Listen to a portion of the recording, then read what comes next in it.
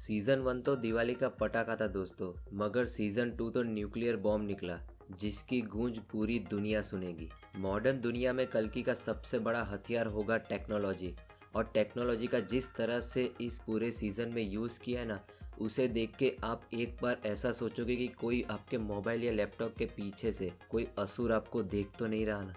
आज तक हमने बहुत बड़े सुपरस्टारों को अपने सर पे चढ़ा के बिठा दिया है जिनको एक्टिंग का ए तक नहीं आता, मगर ये पूरा सीज़न दो छोटे छोटे बच्चों ने अपने कंधों पे जिस तरह से उठाया ना दोस्तों, वो देख के तो आप सल्यूट करोगे कि एक्टिंग की कोई सीमा नहीं होती। स्टोरी की बात करें तो यहाँ पे संजय राजपूत जो कि धर्मशाला के अंदर मोक्ष की प्राप्ति करते हैं, और दूसरी ओर हमारे निखिल और उसकी टीम वो सब ढूंढते हैं कि सूप कहाँ पे, उसका अगला टारगेट क्या है, उसकी प्लानिंग क्या होती है। इसके बीच में उनकी टीम में इशिता करके एक कैरेक्टर को इंट्रोड्यूस किया जाता है।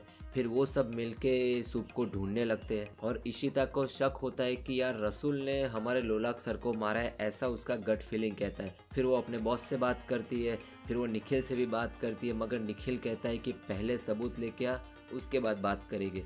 तो इशिता तो येड़ी होती है, तो वो सबूत ढूंढने जाती है, और इनके बीच में गवर्नमेंट कहती है तुम्हारी टीम से तो कुछ हो नहीं रहा, तो हम नई टीम भेज रहे हैं कि ये जो असुर है जिसे सूप कहते हैं उसे ढूंढने के लिए। तो मियांग चेंग वो अपनी टीम लेके आ जाता है पूरा सीबीआई के अंदर। फिर वो सब इन्वेस्टिगेट करते हैं, और दूसरी ओर हमारी जो इशिता होती है वो भी इन्वेस्टिगेट करती है कि सही मायनों में रसूल है कौन। और दूसरी ओर कहानी में दिखाया जाता है कि सूप का जो पास्ट होता है, उनकी लाइफ में एक बाबा जी आते हैं, फिर वो बाबा जी को ख़त्म कर देता है। उसके बाद उनकी लाइफ में एक प्रोफेसर आते हैं, प्रोफेसर आर्टिफिशियल इंटेलिजेंस के बारे में रिसर्च करते हैं, मगर उनको इतना ज़्यादा नॉलेज होता नहीं।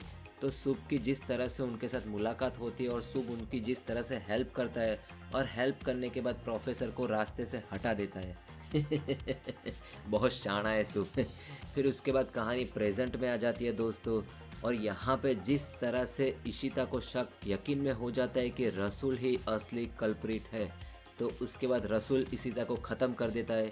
तो उसके बाद सभी को शक हो जाता है कि नहीं भाई, रसूल ही रियल सूप का आदमी है। तो रसूल के पीछे जैसे ही ये लोग जाते हैं, तो रसूल नुसरत को किडनैप कर लेता है और कहता है देखो हमारा आदमी केसर तुम्हारे पास है, उसे हमें दे दो, हम नुसरत को तुम्हारे हवाले कर देते हैं। तो इस तरह से उन दोनों की आपले होती है।